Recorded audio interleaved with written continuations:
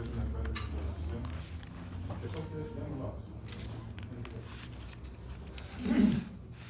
En la primera parte, pues, eso lo conocen ustedes, no es nada nuevo, pero sí, bueno, hacer inversión en algunas partes de mucho interés. En la parte de metodología,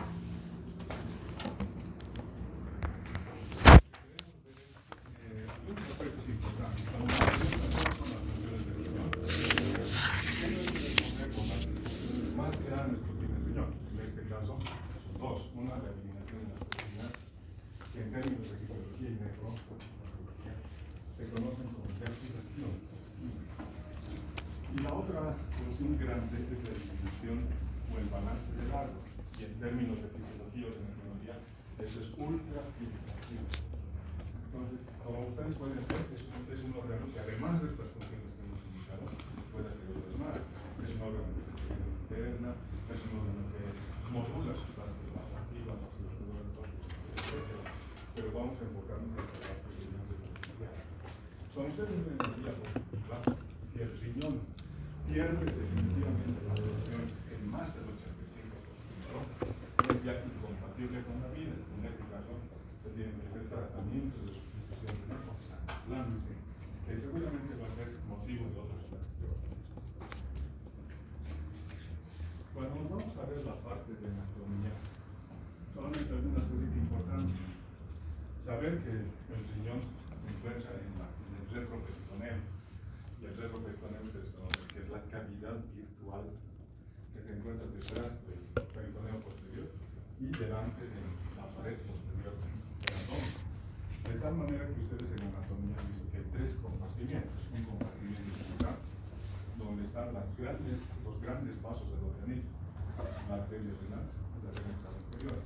Pero junto con ellos, delante de la columna vertebral está la cadena ganglionar y también la cadena simpática y parasimpática del sistema nervioso. Y en las partes laterales están los órganos que nos interesan, las glándulas suprarrenales, los riñones, la parte inicial de la vía urinaria que vendría a ser el útero. ¿Para qué sirven estas referencias anatómicas? Para biopsia renal. ¿Quiénes hacen la biopsia renal? Los nefrólogos, cuando se hace por función percutánea. Pero también pueden hacer los urólogos, cielo abierto, operando. Cuando se hace la biopsia renal, no se hace en la cielo abierto, se hace por función percutánea. Entonces es necesario saber esas referencias anatómicas.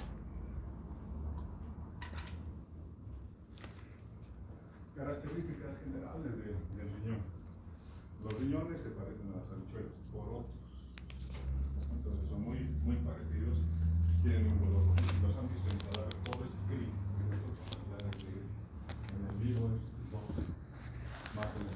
Cuando uno habla del tamaño renal, probablemente en la anatomía se les ha indicado mide 12 de largo, 6 de ancho y 3 de espesor. Sí vale, pero solamente para la persona, el individuo tipo es una persona que tiene 1,70 de estatura. Entonces, el riñón para una persona mayor de mayor estatura es más grande y el riñón para una persona de menor estatura es más pequeño. O sea, 12 por 6 por 3 solamente vale para una persona que tiene 1,70. Entonces, se hacen adecuaciones hacia el tamaño renal de acuerdo a la estatura. También eso lo van a ver en las clases cuando lleven pruebas de función renal y vayamos a ver imágenes. Otro dato es que estos dos órganos, cada uno de ellos más o menos pesa 150 gramos, lo que significaría el 0.2 o 21%, ni siquiera 1% del peso ideal de una persona que es del individuo tipo. Si el individuo tipo tiene 70 kilos y tiene unos 70 de estatura y la superficie corporal de esta persona es 1,73, ese es el individuo tipo promedio y los medios estándares que ustedes conocen por salud pública. Lo interesante es que este órgano es doble, es bilateral. Si se daña uno solito, la persona puede seguir viviendo normalmente sin ningún medicamento bajo control médico toda su vida.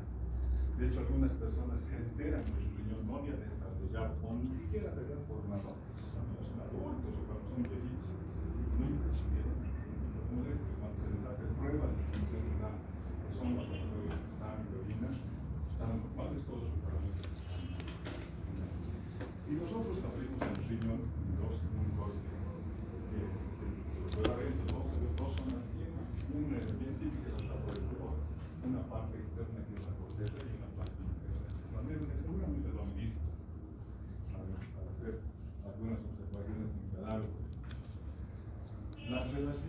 Sí son importantes, porque ya les decía, la anatomía, ¿para qué le interesa al nefrólogo para hacer biopsia renal? Entonces ustedes ven que por adelante es donde tiene más relaciones, en el caso del riñón derecho, la parte superior está relacionada con la glándula suprarrenal. Una gran parte de lo que está pintado no está relacionado con ella, la glándula suprarrenal. Más abajito está el ángulo del ángulo derecho del colon, y un poquito más abajo hacia la parte medial está la segunda porción del duodeno, la segunda estructuración, casi con el libro del riñón. Y más abajo está el yeyún, parte del porción renal. En el caso del lado derecho, el polo superior también está en relación con la glándula suprarrenal. Por abajo está el estómago, un poquito más hacia el vaso, abajo de los dos el páncreas, y más abajo está el yeyún, y hacia afuera el colon descendente. Cuando se hace biopsia renal, tranquilamente, como se hace, es un procedimiento a ciegas. Hace unos años atrás, el nefrólogo tenía solamente referencias anatómicas, es decir, cómo vamos a pinchar el polo inferior de uno de los riñones. 2 traveses de dedo por debajo de la costilla, 2 traveses de dedo por fuera de la línea media. Ahí es. Miras al paciente que respira y el riñón va bajando un poquito, y ahí es donde tiene que ser. Si la aguja se empieza a mover cuando el paciente respire, que le pegó al riñón. Y si no se mueve, muestra el riñón. Así lo hacía. En la actualidad, los nefrólogos de miel y los siguientes lo hacen bajo control ya, pero podemos hacerlo también con referencia anatómica como nuestro dos. Ahora la guía es ecográfica o estomográfica. No hay falla. Pero si el paciente respira mal, pues el rato está expirando, el riñón puede subir y nosotros no podemos ir, por ejemplo, generalmente el riñón que se dio es el del lado izquierdo. Y si nos vamos hacia adelante podemos llegar a tasas intestinales, hasta la otra, con tranquilidad. Porque no se olviden que cuando cargamos la aguja de biopsia, por lo menos estamos penetrando entre 5 o 6 centímetros de profundidad. Calibramos, disparamos. Si el paciente no se le instruyó adecuadamente, podemos pasar y podemos ocasionar hasta muerte del paciente. Por eso es que en los consentimientos informados están registrados esos accidentes. El paciente puede morir desde que llega el pinchazo a un vaso grande o a otra de la cama inferior, o puede perder el riñón si es que le pega una arteria renal o va demasiado adelante. Entonces, sí hay que tener en cuenta esos pequeños elevados anatómicos que en este momento los estamos viendo. Otros detallitos que nos interesan. El riñón derecho es más bajo por medida, el hígado se lo desplaza, que el izquierdo, pero el que más se aborda por parte de nosotros es el izquierdo, porque en algunas ocasiones por tomar la biopsia de una biopsia fácilmente también se puede llegar, es grande.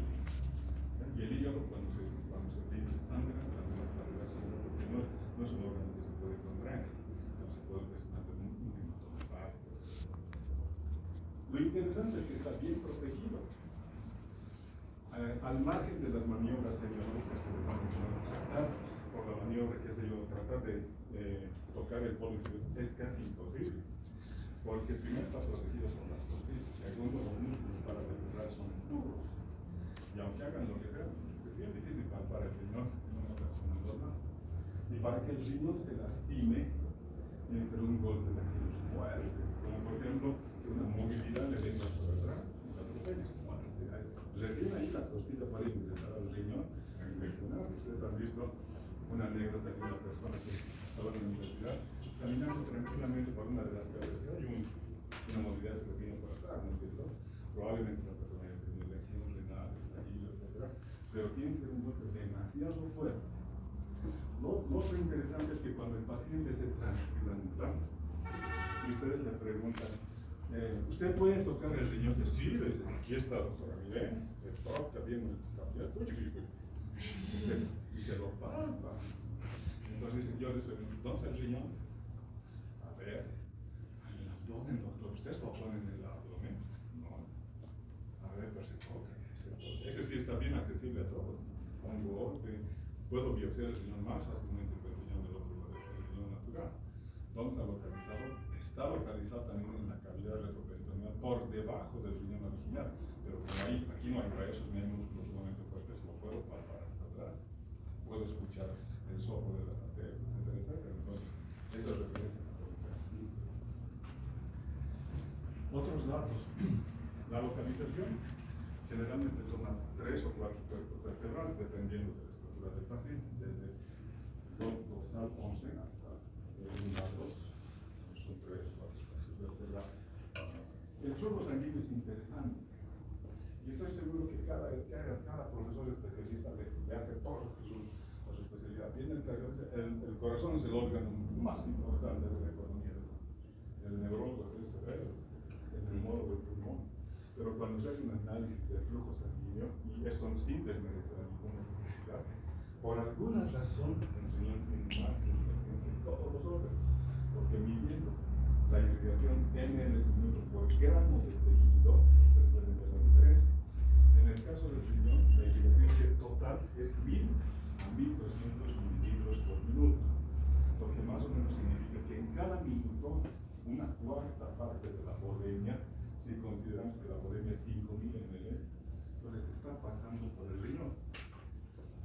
En contraposición, fíjense ustedes, si lo dividimos, los 1200 entre 150 miligramos que tiene el riñón, sale la relación 6,78 ml por gramo de tejido. El hígado es más grande, y cuando se saca la irrigación por gramo de tejido, nos sale, por ejemplo, a 1,3, mucho más irrigado que el hígado está el pulmón, de 1 a 2 ml por gramo de tejido por minuto. Le continúa el corazón, de 0,8 ml por gramo de tejido, y finalmente el cerebro, pero sin duda que 8 ml por minuto por cada gramo de tejido. Hay razones que las podemos decir, ¿por qué? ¿Acaso el cerebro no está bien irrigado? Está. Pero, por ejemplo, el riñón sí necesita mucha irrigación porque es el principal órgano de respiración del organismo. Desde farmacología ustedes saben que el principal órgano de respiración es el riñón. ¿Qué porcentaje tiene el riñón de respiración? 90% de todas las sustancias del gusto y del gusto. ¿Y por dónde va el otro 10%? Por el tubo gastrointestinal, otra vía aérea, etc. Entonces, esa es la razón por la que en el organismo se ha programado esa irrigación. ¿Por qué el pulmón decide? Porque el organismo necesita oxígeno para todas sus funciones vitales, desde la piel, las uñas, hasta la piel, los tejidos. Sí se necesita para las mitocondrias, para la fosforilación, para la glucosa, etc. El hígado, el principal órgano del metabolismo. Entonces, ¿cuál es la diferencia entre metabolismo y excreción? No es lo mismo. ¿Se acordará de la mano, supongo? Metabolismo no es lo mismo.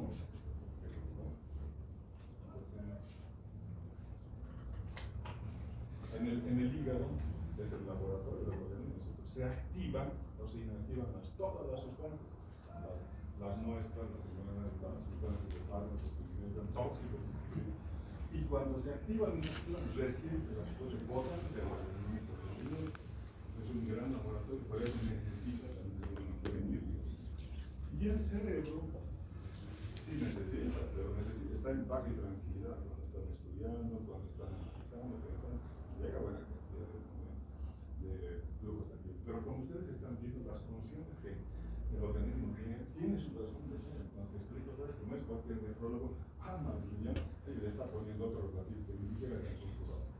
Pero que sí está comprobado, porque es el principal órgano de depuración.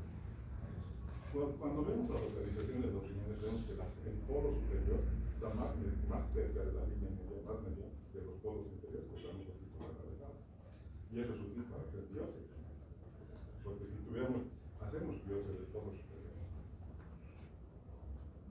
guiada por tomografía, generalmente no. ¿Quién podría hacer? El que abre la cavidad, y en este caso el urólogo puede sacar una parte del riñón de arriba, de abajo, de un ladito, etc. Está viendo íntegro. El que hace biopsia percutánea no puede arriesgarse desde arriba, porque arriba están mostrando suprarrenales, el hígado, etcétera, etcétera, dependiendo de los órganos con los cuales está relacionado. Y además está más cerquita de la mía, fácilmente se puede traspasar la órgano o cualquiera de estas estructuras que están en línea media, casi al ladito de los. Ustedes ven acá la organización, la altura también que tiene el riñón, que toma 3 máximo 4 vértebras cuando debe hacer la referencia en la toma. Y realmente está bien protegido. Cuando vemos la parte del riñón, vemos que tiene una cápsula. Y ahí va, ¿a qué va esta referencia anatómica? ¿El riñón duele o no duele? Porque los choferes, yo tengo mi chofer y me dice, doctor, ¿sabe qué? Creo que voy a pedir baja porque me duele mi riñón, creo que es nefrólogo. Dígame qué tengo que tomar. Toditos, pero mi chofer y etcétera, todos los que conducen micros, minibuses. Usted es el doctor de la tele. Sí, me duele mi riñón. ¿Será que será, doctor? ¿Será que duele? Si no duele, ¿por qué no duele? Claro, porque no tiene terminaciones que permitan percibir conscientemente el dolor. Pero él me va a decir, mentira. Y la cápsula del manuscrito no es el parénquima renal, es la envoltura. Pero la cápsula, ¿en qué situaciones puede doler? Ahí sí puede doler porque está envolviendo a todo el riñón. Y el dolor de la cápsula está en la topografía del riñón, pero no está doliendo el parénquima, está doliendo la cápsula. ¿En qué circunstancias puede doler? Si a una persona le han hecho lesión renal y le han hecho estallido o está sangrando, la sangre va a empezar a salir y va a despegar la cápsula. Y como la cápsula no se extiende, también es rígida, bueno, cuando ya llega a su tope va a empezar a doler. Entonces, una persona que está mal de los riñones, ¿cuáles son los primeros síntomas del dolor? Lo que sí duele es o la cápsula o la vía urinaria. Y la vía urinaria comienza cálices menores, mayores, dermis, ureter, vejiga, ureter. Pero el parénquima mismo, como les han dicho, no tiene terminación para el dolor. Tiene terminaciones simpáticas y parasimpáticas, son las aplicaciones, el polidropa, pero ellos no transmiten el dolor. Entonces el riñón es un órgano silencioso. Sí, es un órgano silencioso, totalmente silencioso. Pero cuando consulta con el nefrólogo, entre dos personas, me han salido pequitas en la cara, que se ven hermanos, debes estar mal del riñón, no donde el nefrólogo. Va donde el nefrólogo, doctor, estoy viniendo porque tengo unas pequitas aquí, me han dicho que es del riñón. Ya, no es del riñón. Entonces debe ser del hígado, ¿no? Otras cosas que luego de las plantitas de mis pies tengo un ardor, no sé cuál es la relación entre el ardor de las plantitas de los pies con el riñón. Pero identifican con ese tener agradecido, etc. Entonces el riñón es totalmente silencioso, por eso es que muchas personas cuando ya son mayores o a cualquier edad, con un análisis que no era para los riñones, se desayunan con la noticia de que no tienen función renal y tienen que entrar a diario. ¿Cómo se los ha diagnosticado? Por un laboratorio, ¿no? Y por exámenes de imágenes. Cuando nosotros les damos la noticia a los pacientes, ellos saben que realmente no tienen función renal y se tienen que entrar. No te creen. Pero yo no he venido con usted, yo he venido con el cirujano de apoyo para que me quede la vesícula y él al hacer un laboratorio me ha dicho que están mal mis pruebas para el riñón, pero no me duele nada. Orino bien, no tengo dolor en las plantitas, tampoco tengo pega. Y como están orinando, piensan que está bien. Una persona que está mal de los riñones puede orinar. Uno que está en diálisis. Generalmente no, si es que la afectación es glomerular, porque infiltran ese glomérulo. Ahí, por ejemplo, está el glomerulopatía, la enfermedad renal hipertensiva, afectan el glomérulo. Pero si fueran patologías que afectan el túbulo y el intersticio, ¿cuál es la función de los túbulos? Absorción, secreción, concentración, inclusión, el estado celular. Los túbulos filtran cualquiera de estos bloques aproximadas de no filtran. Entonces las personas, ¿qué patologías apuntan a la parte de túbulos? Infecciones urinarias, cálculos urinarios, de todo lo que afecta a la urina. Entonces, esas personas que tienen enfermedad renal por causa de afección al túbulo y al intersticio, siguen orinando. Y es una falsa sensación de que están normales. Cuando lleguemos al capítulo de enfermedades anatómicas, les van a decir las características de la orina, que aparentemente es normal en volumen, pero en características bioquímicas no es normal. Entonces la cápsula sí duele y le interesa al biólogo, por ejemplo, cuando empieza ese procedimiento de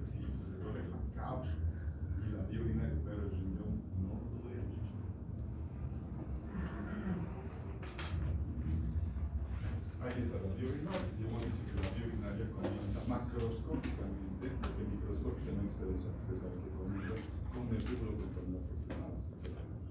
Pero macroscópicamente, varices menores, varices mayores, pelvis, uretra. Y más abajo, vejiga y uretra. Cuando hacemos exámenes de cualquier tipo, ecografía, tomografía, resonancia magnética, etc., lo que en la parte de arriba está viendo un estudio con contraste. Y se ve claramente los calcios menores, la pelvis, el uretra. Y cuando se hacen disecciones anatómicas, que muchos están encantados por ahí, y se hacen vaciamientos en el clínico, etc., pues se queda el montecito de la vía urinaria, y ahí tenemos el clarito, los calcios menores, mayores, pelvis.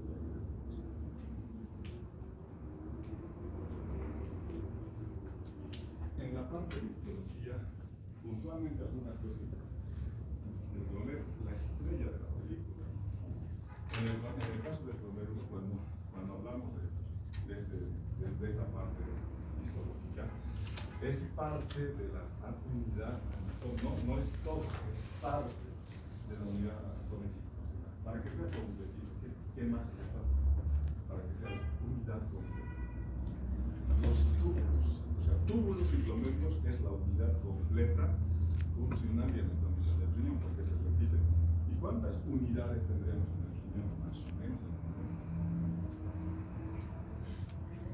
Alrededor de 1 millón de unidades anatómicas, o sea, 1 millón de glomérulos más 1 millón de túbulos por cada riñón. Se supone que cuando me hago más abuelito, yo ya no está el mismo 100%, debe estar por la edad, debe bajar un poquito, porque se han muerto muchos los túbulos.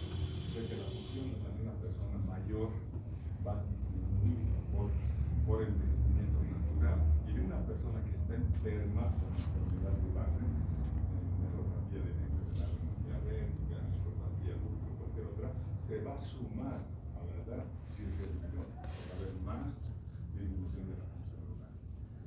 Los viejitos podremos evitar disminuir la función renal con el así. ¿Cómo puedo cuidar, doctor, mis riñones? ¿Qué tengo que hacer? ¿Comida sana? ¿Qué tengo? Todos piensan que la comida es lo único que va a ayudar al riñón. No es tanto. Alguna que otra enfermedad tiene relación con la comida. Mucha agua, doctor. Tampoco. Lo necesario nomás. Porque si tomas mucha agua, vas a empezar a diluir el plasma sanguíneo y vas a empezar a hacer alteraciones hidroeléctricas, hiponatremia, hipocalemia, etc. Y cuando tienes demasiado bajo el sodio, que es el primero que se afecta, vas a empezar a convulsionar y vas a pensar que tenías epilepsia. Los modelos como no tomen agua, más agua, empiezan a convulsionar. Ay, la niña ya es epiléptica, no, ya no puede trabajar con nosotros. Pero no era eso, o sea, en su justa medida, el que toma poca agua está también haciendo trabajar el riñón más de lo necesario. Con poquita agua está tratando de afectar lo que tiene que estar. Bueno, entonces, el glomérulo, ustedes saben que es una red de capilares glomerulares que son de los elementos donde va a estar la membrana basal. Cuando histológicamente vemos un glomérulo sanito, podemos ver todas las células, los 3 elementos de la glomérulo. Las células mesangiales en el interior, las células endoteliales y las células endoteliales. Se ven ahí, incluso con el microscopio óptico. Pero cuando ya tenemos la arquitectura se empieza a distorsionar. Entonces, en el glomérulo, cuando vemos un polo vascular, donde está la en un polo urinario. En la anterior diapositiva, el polo vascular estaba este lado, y el polo urinario estaba en la desembocadura o en el comienzo del tubo contorno proximal. Y la cápsula de Bowman es un recubre, ¿no es cierto? Tiene una capa que es parietal y una capa que es visceral. Esto se queda como una pequeña, se han empezado a entender. Estos son los componentes naturales del glomérulo. ¿Cuántos componentes naturales hay? ¿Cuántas células? Por ejemplo, si yo te pregunto en tu casa, ¿cuántos son en tu casa de tu familia? Me dices, 5, mi papá, mi mamá, yo y mis 2 hermanos. Esos son los residentes habituales. Si yo más voy a tu casa, yo soy un extraño. Entonces, 5 residentes habituales más un extraño. Entonces se pregunta, en el glómerulo, ¿quiénes son los residentes habituales? Que siempre tienen que estar. Ahí está el gráfico. Las células endoteliales que están por acá.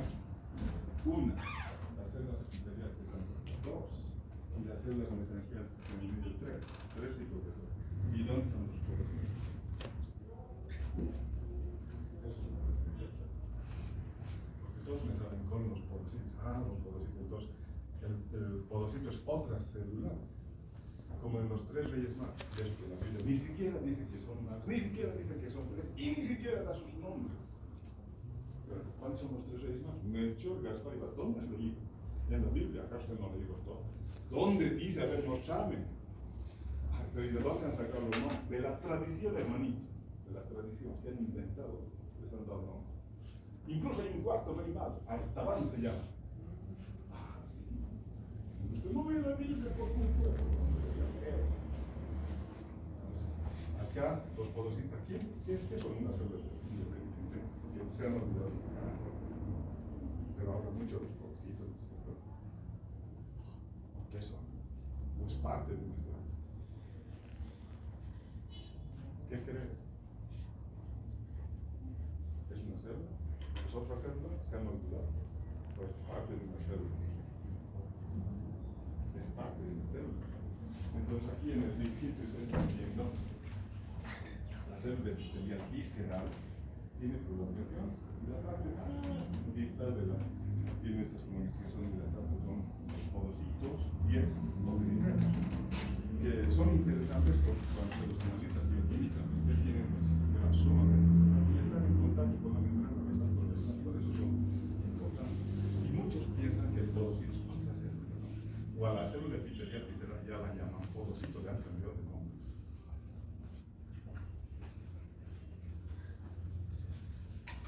Ahí va justamente el porocito. Entonces, el porocito es una prolongación, es parte de la célula de la capa epitelial, de la capa epitelial visceral en este caso, porque también hay células epiteliales basales. Y entre las dos está el espacio de Bowman. Y el espacio de Bowman colecciona las primeras gotas de orina que donde lo filtra. Entonces, no olvidar esta partecita. Ahí hay un dibujito que justamente muestra lo que les estoy diciendo. Esto está interpretado en nombres intelectuales. La célula epitelial será la membrana basal celular y el lumen, y están el lumen de la células endoteliales fenestradas, huecos. Las fenestraciones acá son de 70 nanómetros. Membrana basal propiamente dicha, rara interna, lámina densa, rara externa. 300 nanómetros de grosor. Podocitos, que son las prolongaciones finales de las células epiteliales. Y entre los podocitos aquí hay huequitos. El slit bore, y hay una membrana que está más o menos tapada, que en realidad no es membrana, en realidad son uniones covalentes de moléculas de proteínas muy famosas que están ahí, mantienen un medio cerrado este lugar. Entonces, el poro por donde se filtra la sangre y después se convierte en orina es como un embudo. Aquí es grande y aquí es chiquito. Este es un dibujito. Pero esta es una fotito, de verdad, un microscopio electrónico. Entonces, en el microscopio, células endoteliales, fenestración, luz capilar, sangre, membrana basal glomerular, rara interna, lámina densa, rara externa, podocitos, célula epitelial, espacio de Bowman, células variedades. Entonces, tal cual está en el microscopio. Lamentablemente, nosotros no tenemos un profesor de economía, si no tenemos, pero no es porque seamos tan pobres, porque si ustedes recuerdan la historia de la facultad de la Universidad de Los Ángeles, teníamos en la facultad de Ciencias Puras la carrera de física, porque tenía su microscopio hace años, en los primeros modelos. Y después nosotros, los médicos, no yo, sino mis profesores, hacían análisis petrográficos de los campos de urinaria en este microscopio electrónico, hasta que se pasó de moda, no había quien lo maneje, ya no han vuelto a comprar ningún microscopio. Podrían comprar, para que sí podrían. Si financian la entrada por lógica, desde las Olimpiadas de los docentes, etcétera, son tantas y no si no se compra el microscopio, ¿no? ¿Qué es lo que digo? El que maneja, tiene que ser un técnico especializado en el microscopio, y tiene que haber un tecnólogo jefe. ¿Cómo no hay? ¿Para qué van a comprar un microscopio electrónico que va a estar con fluoreno? ¿No? Porque significaría responsabilidad administrativa.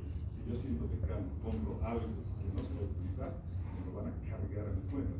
A comprarte un microscopio electrónico que no tenemos disponible. ¿Y quién lo maneja? Nadie. No, entonces usted lo paga. Vamos a descontar de su sueldo. Pero mi sueldo no me alcanza. Lo siento. Tiene que pensar antes de comprar.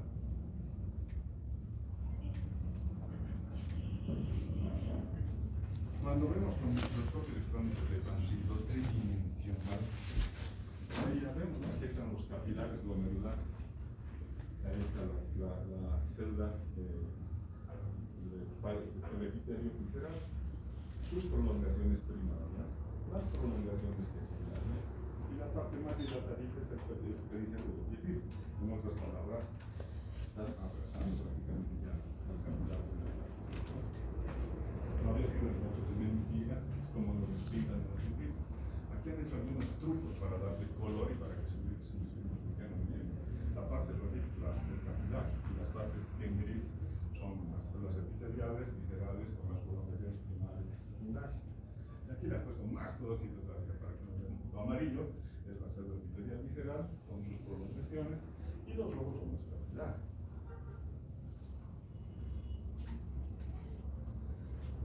Bueno, nos vamos a una letra más chiquita, la membrana basal glomerular, que es el lugar de la filtración, porque la depuración que hemos dicho de que es la eliminación de toxinas y la ultrafiltración que es balancear el agua, aquí ocurre justamente en la membrana basal. ¿Quiénes son los responsables? El endotelio, que hemos dicho que es un estrador, la membrana basal glomerular propiamente dicha, que es colágeno, por si acaso. La célula decía, podría evitar que mi organismo se envejezca porque ya está propagando, ¿no?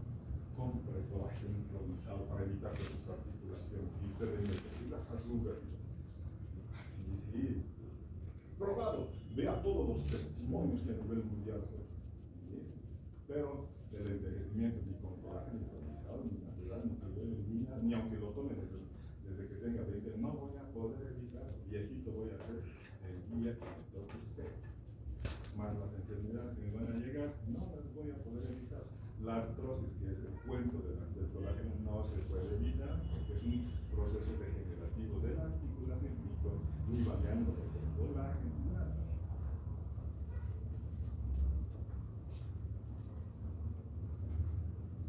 Esta es una fotito que ves, está tomada de una fotografía en microscopio, células epiteliales, células endoteliales, en estrado, hueco. Aquí hay huequitos entre los poros, más chiquitos, 70 nanómetros, 5 a 15 nanómetros, 60 en vivo.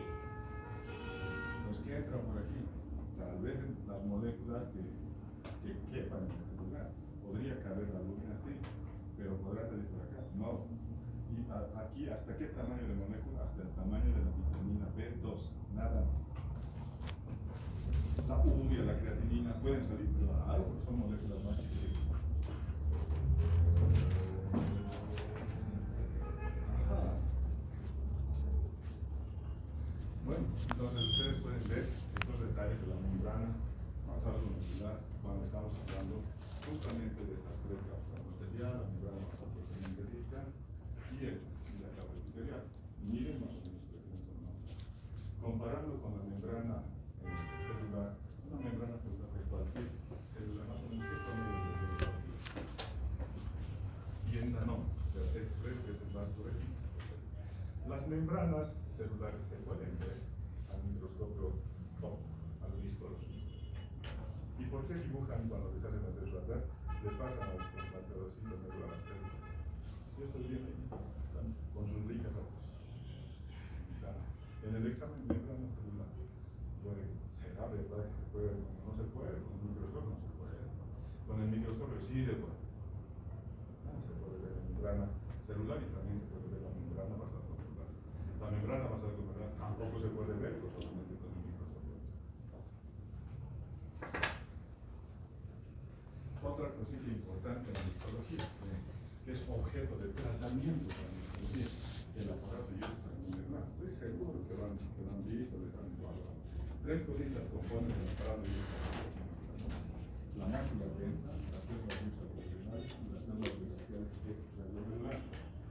La mácula densa es parte del tubo pulmonar distal. Las células extraglomerulares son parte de las arteriolas aferénicas. En realidad es músculo liso modificado. O sea, aquí está el músculo liso, pero aquí está modificado ampliamente por los células más grandes. Lo interesante de estas células es que tienen un núcleo más grande. O sea, debe ser que están haciendo más. Y tienen gránulos, han identificado que hay gránulos de renina y de enzima conversora de la angiotensina. Renina, angiotensina, 1, 2, aldosterona, en esa vía está. Entonces, aquí es interesante porque sobre este punto hay tratamientos también. Y las células mesangiales extraglomerulares, porque esto es el glomérulo, células mesangiales intraglomerulares, células mesangiales extra, fuera del glomérulo. Esas células se las llaman células Reichs, Purkinje, etc. También tienen características muy interesantes. La renina puede producir hipertensión, así se produce mucha renina. Porque no es el hecho. Renina, angiotensina 2 vasculares. Un tumorcito, digamos, de renina. Bueno, y hay medicamentos en contra de la renina. Debe haber. ¿Con quién has pasado tan mal? Con usted, no creo, hermano. Debe estar mal. Es para picar al corazón. ¿Con quién has pasado anatomía? Sabe con quién ha pasado, pero para hacerlo quedar mal delante de todos. Con él. El culpable no es tanto el profesor. Tal vez una parte, la otra gran parte es la persona. ¿De dónde habrá salido este hijo? Su papá bien bueno, y el otro un rebelde. O al revés, el papá un tío al aire y el hijo, pero bien ordenado. ¿De dónde habrá salido? No sé. Entonces, esa es una aplicación. Y la otra, el eje renina-angiotensina-aldosterona juega mucho en la parte de hipertensión. Que usted se lo puede imponer, que ustedes lo adoran, con una vaca grave. Hay del que diga algo contra el dolor. Si el doctor Hinojosa lo ha dicho, es verdad. Destila sabiduría, señor. ¿Cómo? Siempre tiene un número increíble desde mi ser. Entonces, viejito que es esto. Pero cuando ya hemos llegado a ser grandecitos, ya no lo tenemos bien. A ver, vengo a ver. Explícame lo que has dicho. Pero usted no se entiende.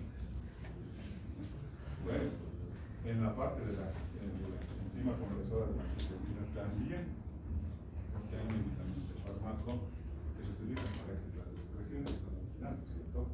Los inhibidores de la enzima conversora de la angiotensina. Y todos esos. Y los inhibidores de los receptores de la angiotensina. Los ACAN, todos los. Entonces, interesante esa partecita del glomérulo de la histología es importante en la terapéutica, que utilizamos mucho los nefrólogos y otras especialidades más. Entonces, tiene su importancia. Esa es la figurita, pero ahora vamos a ver en un corte real. El glomérulo está acá. Por aquí estamos tú, polo vascular, polo urinario. Con túbulo contornero está mácula densa. Anterior a las células musculares son más grandes, aquí están más planas, más grandes. Y luego las células mesangiales extraglomerulares, que serían el cuartillo, las otras. O sea, no se habían inventado, se han hecho dibujitos, han copiado la realidad.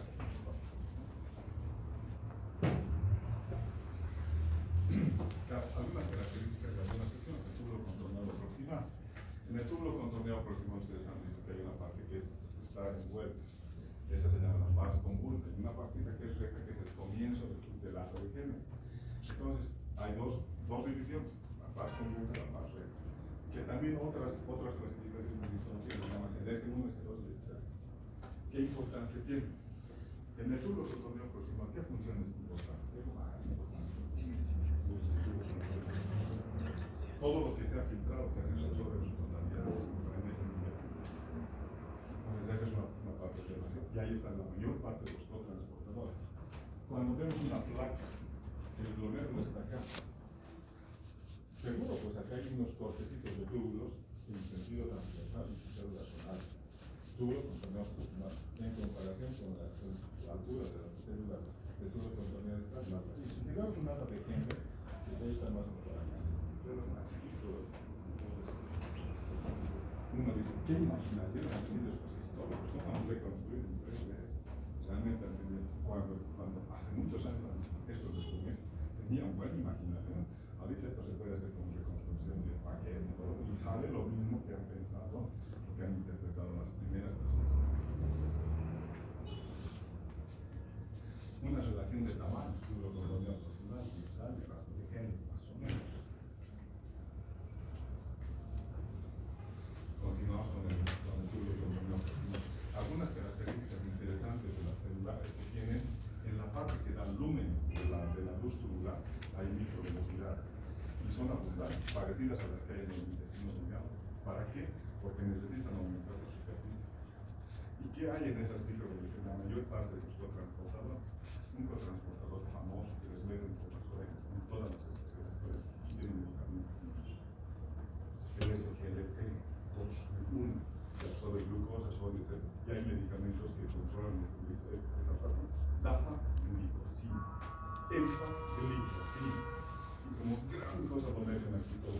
La dapa y el endocrinologos, etc. También nosotros la parte, ¿sí? Porque tienen, es interesante su mecanismo. Y ahí actúan.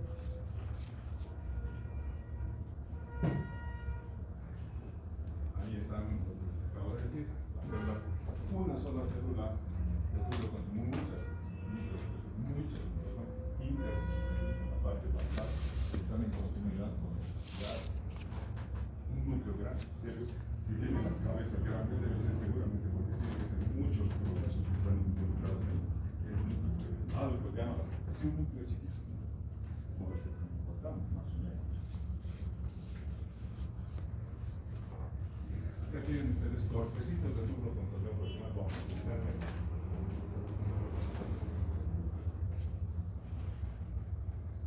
Igual vemos en microscopía electrónica el tamaño de las células y las características que tenemos, las microvelocidades en el lumen y las interpretaciones mitocondrias y otras cositas que se ven en la microscopía. El asa de Henle, a continuación, y la función del asa de Henle, ¿cuál es? Hemos dicho que hay tres funciones fundamentales: secreción, absorción, concentración, dilución y el control del estado oxidológico. Si alguien me dice que el túbulo filtra, ahí sí me puedo descargar las vestiduras. Eso no es grave, es como si a un japonés le dijera en chino, es como un insulto para él. Y a los bolivianos que les digan peruano, si hay algún peruanito por acá, pero cuando les dicen usted es peruano, por favor, soy boliviano, se ofenden. A un potosino que un tupiceño que le digan potosino, yo soy, usted es potosino, no, yo soy tupiceño, tupi, no es parte de Potosí, sí, pero soy tupiceño, más que potosino. A ver si es. Entonces acá, la parte que involucra en base de es la concentración y dilución, orinas diluidas, orinas concentradas. Asa de Henle. Histológicamente, los túbulos están cortados transversalmente. Células grandes, asa de Henle.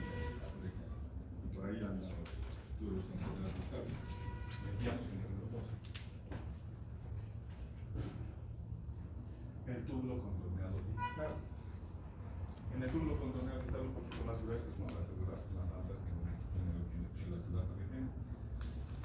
tienen cuestiones importantes. La mácula tensa. La mácula tensa tiene mucho que ver con trastornos de la presión arterial. Si se presentan hiperplasias, pequeños tumores a nivel, pueden empezar a disparar la presión arterial, y esa es la causa de la enfermedad. Y luego quitar la presión al riñón. A ese nivel, lo interesante es que en la parte gruesa, ascendente de la Chile, hay mucha actividad de intercambio de soles. Entonces, si esos cotransportadores están dañados, alterados, genéticamente no presentes, sí van a presentar una clara que cruzan con intervención. Si vemos una sola celulita del tubo contornado distal, ustedes pueden que llama microvelocidad, pero sí todavía hay debe haber algún trabajo, pero ya no hay esas microvelocidades abundantes que ya en el tubo contornado aproximado. Entonces, los cotransportadores en vez de ser muy específicos. El tubo conector parecería que nada más tiene que conducir la orina, pero no, yo he tenido algunas funciones. Por ejemplo, la parte inicial, que se llama túbulo conector en los animales, pero en la persona humana no se puede distinguir claramente. Ya tiene algunos receptores muy importantes, por ejemplo, la vasopresina, lo que ustedes conocen como la acuaporina del oso. Entonces, ahí se deben intercambiar volúmenes de agua importantes para manejo de la presión. Entonces, y son susceptibles a algunos antihipertensivos, por ejemplo, las tiazidas y los ahorradores de potasio, más benéficos.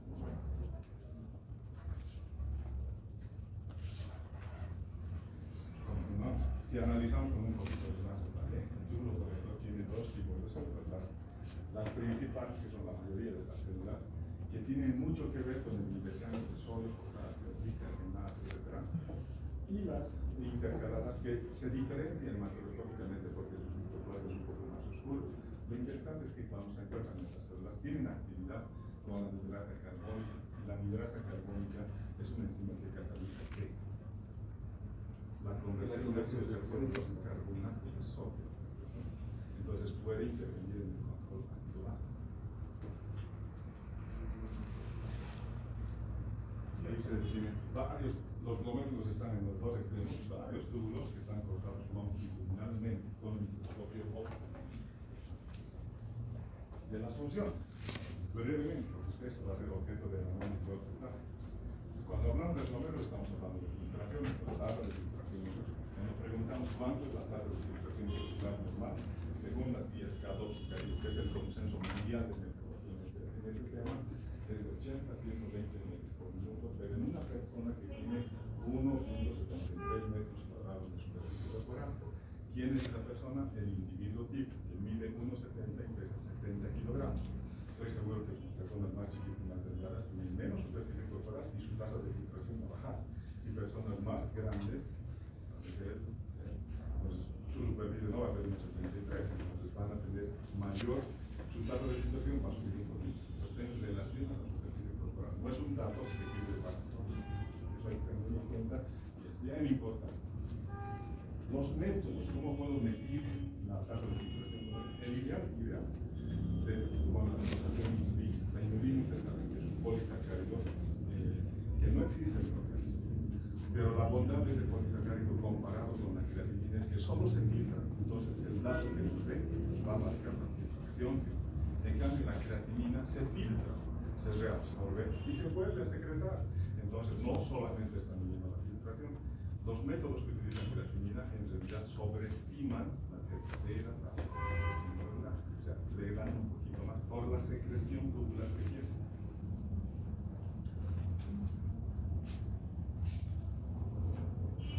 Otro método para medir la tasa de filtración. El anterior método no está accesible casi en ninguna parte del mundo. ¿Por qué? En Bolivia no hay, y en los lugares donde hay solamente es para estudios de protocolo científico. Entonces, si yo quiero hacer más de plata, digo, voy a pagar, tengo plata, quiero pagar de depuración inulina. Sí. Deme su nombre, por favor, Jaimes. Allá, en este protocolo de investigación no figura ningún Jaimes. Va a disculpar, no le podemos. Pero quiero pagar, no. ¿Saben lo que ustedes no? Solamente para protocolos de cirugía y de trabajo. No está abierto a todo el mundo. El otro método interesante, que sí está abierto, es la gammagrafía. En la gammagrafía se utiliza un radioisotóper que es el TEC-99. El TEC-99 trabaja con otras dos sustancias de TEC, dimetiltriaminotetracético ligado al TEC-99, que es glomerular. Entonces, pinto, marca las funciones del glomero. Y el otro es tubular, el MAC3, mercaptoacetiltriglicina. Los dos se utilizan, los hacen en medicina nuclear. Medicina nuclear queda al frente del Estado Mayor. Bueno, ahí, si yo pido una gammagrafía, ¿verdad?, van a utilizar, y generalmente cuando no se especifica claramente, los de medicina nuclear lo contactan al doctor, usted va a pedir una gammagrafía, hermano, sí. ¿Quiere que le haga con DPTA o que le haga con MAC3? Si no sabe, con lo que se le ocurra, doctorita, lo que usted quiera, pero el que sabe así, no, estoy evaluando un trasplante, ¿sabes? Házmelo, si puedes hacerlo, házmelo con DPTA, quiero ver glomérulos sobre todo. Y los de medicina nuclear son especialistas, sí, ¿acaso hay especialidad en medicina nuclear? Claro, no es cualquiera que esté allá manejando los equipos.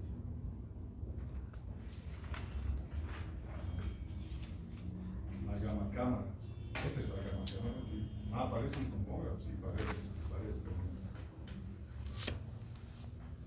La función tubular, una función tubular que les hemos comentado, que la sabe, es secreción y absorción. ¿A qué nivel se hace esa función tubular? El tubo conterno proximal está absorción, secreción, esa es la función, absorber y secretar. En toditos los tubos, en distintas proporciones, el que más absorbe y secreta el tubo conterno proximal, y los otros también absorben y secretan en menos proporción, pero toditos los tubos toman parte de nuestra función. ¿Cómo se mide esa función? A través de las fracciones excretadas. Las fracciones excretadas es el porcentaje que sale de la sustancia después de que se filtra. Un ejemplito, bueno, lo conocen apenas, fracciones excretadas de sodio. ¿Cuántos son las más de 1%. ¿Qué quiere decir? Que del 100% de sodio que se ha filtrado en el globo, 1% está saliendo en la orina. ¿Qué ha pasado con el 99%? Se ha reabsorbido en algún lugar del control. Entonces, la mayor parte de las fracciones excretadas de todas las sustancias están alrededor del 1%, un poquito más o un poquito menos, para que se oriente así más o menos. En otras palabras, casi el 99% de todo lo que se filtra se vuelve a reabsorber, porque se reutiliza, el organismo utiliza algunas sustancias que lo diferencian. La concentración y dilución, ya saben ustedes, ahí el estructura es el asa de Henry. De eso resulta que la orina la podemos expresar como una expresión algebraica. Ese es el resultado. Agua libre más los solutos. Cuando les preguntaba, muchachos, una persona que esté en diálisis, ¿puede orinar? No, pero hay algunos que sí pueden orinar. El que puede orinar normalmente en volumen es el que ha tenido daño tubular. El que no orina es el que tiene daño glomerular. Entonces, como los tubos no filtran, pues por eso todavía sigue filtrando un poquito de glomero. Por eso orina. Y algunos pacientes pueden decir, ¿cuánto orinas en todo el día? 2 litros. Y a veces cuando tomo más agua, tomo más. Por eso pienso que es un error que esté aquí en hemodiálisis. Yo tendría que estar orino normal. Mis compañeros no orinan. Entonces la pregunta es, ¿será que nos hemos equivocado? Los pacientes que orinan normalmente en volumen solamente están botando agua libre, no botan solutos. Y uno de esos solutos, ¿cuál será? La creatinina, el nitroglicerol, la urea, porque ya no filtra, ya no sale. En cambio, la molécula de agua que es más chica puede salir todavía. Entonces, es una falsa impresión de que están bien. Entonces, no, yo orino normal, doctor. Normal, sí, en volumen. 2000 de publicidad, pues casi no. Pero cuando hacemos en el examen general de orina, las características químicas son orinas diluidas todo el día, solo agüita, todo.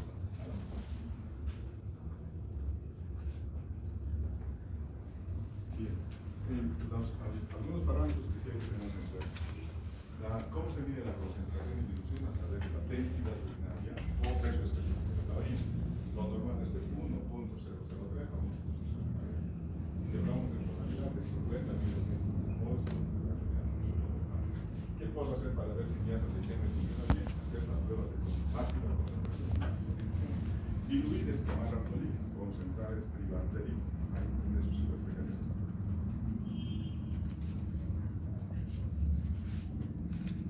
El control ácido base, hay dos segmentos en el control ácido base, los túbulos.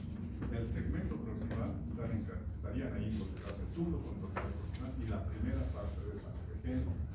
¿Qué hace en ese sector? En ese sector hay mucha minerasa carbónica. Y si hay mucha minerasa carbónica, ¿qué hemos ¿qué cataliza?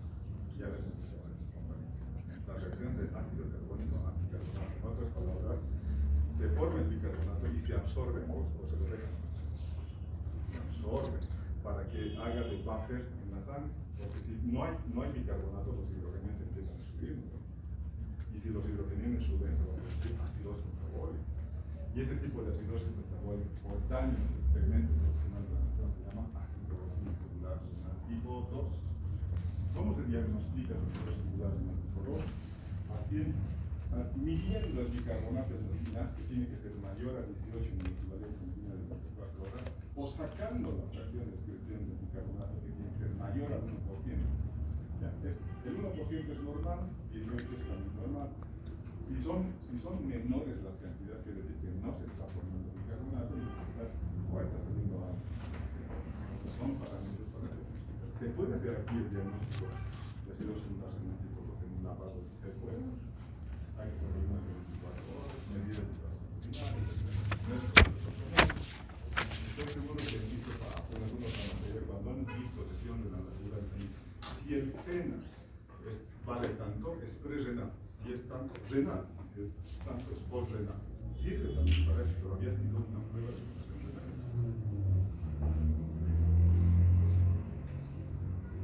Ese es el segmento proximal, túbulo controlado proximal, la primera parte de la región. El segmento distal, que se dedica a excretar hidrogeniones, a sacar hidrogeniones. ¿Cómo nos excreta? Solamente hay dos formas. Una que sea a través del amoníaco. 3 hidrógenos ligados a un nitrógeno o 4 hidrógenos ligados a un nitrógeno. O lo segundo, que saque a través de lo que se llama acidez titulable. ¿Y qué es la acidez titulable?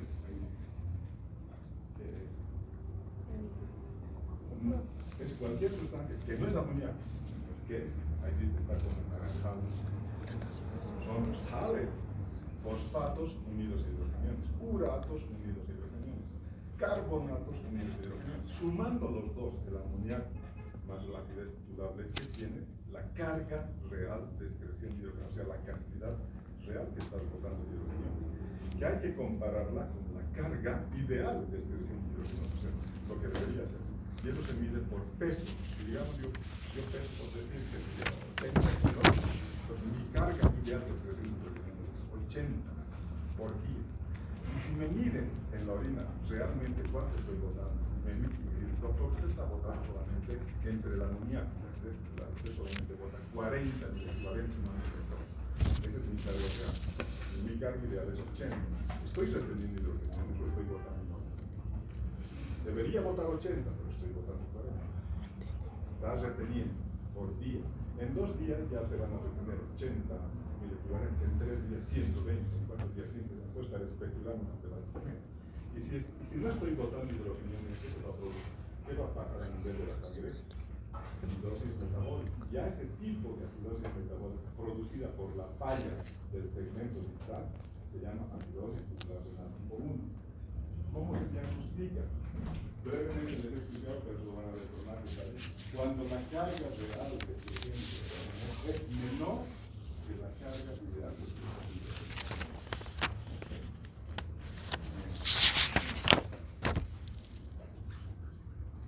Ese es el segmento distal. El segmento distal es la parte terminal de la excreción del túbulo controlado distal y el túbulo colector. Todo eso